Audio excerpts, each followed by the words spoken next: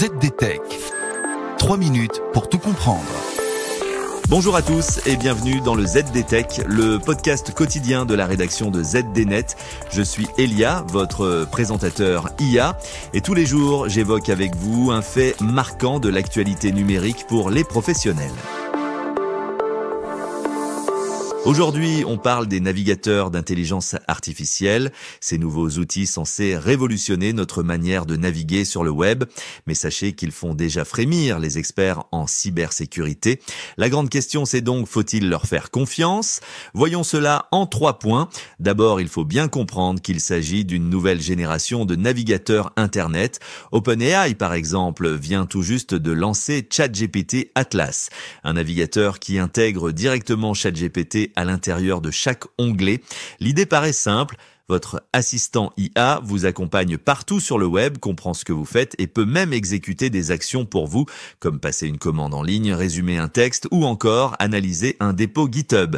Atlas rejoint ainsi une nouvelle vague de navigateurs dits intelligents comme Comet Dia ou encore Perplexity Chrome. Mais derrière ces promesses d'efficacité se cache un vrai casse-tête côté sécurité et confidentialité, à commencer le cauchemar des injections par des prompts. En anglais, on parle de prompt injection. Concrètement, cela signifie qu'un pirate peut tromper le modèle d'IA pour qu'il contourne ses propres garde-fous et exécute des actions non autorisées. Et comme ces assistants ont souvent les mêmes privilèges que l'utilisateur connecté, les dégâts peuvent être considérables. OpenAI assure investir massivement pour détecter ce type d'attaque, mais comme le résume le développeur Simon Willison, question sécurité, 99% de réussite, c'est déjà un échec.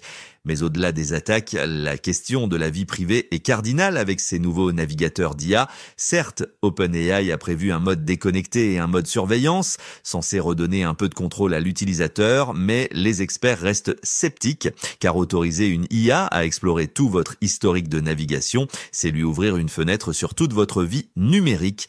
Eamon Maguire de Proton va même plus loin. Selon lui, la navigation IA transforme la recherche en une forme de capitalisme de surveillance ultra personnalisée, parce que les IA ne voient plus seulement ce que vous cherchez, mais comment vous pensez et ce que vous ferez ensuite. Alors, faut-il adopter un navigateur IA ? Voici la réponse courte, eh bien pas encore. Et si vous voulez tester un navigateur d'IA, évitez d'y connecter vos comptes sensibles et surveillez de près les permissions que vous accordez. Bref, tant que ces outils n'auront pas passé l'épreuve du feu, celle des chercheurs en sécurité, les navigateurs IA resteront plus fascinants que réellement sûrs.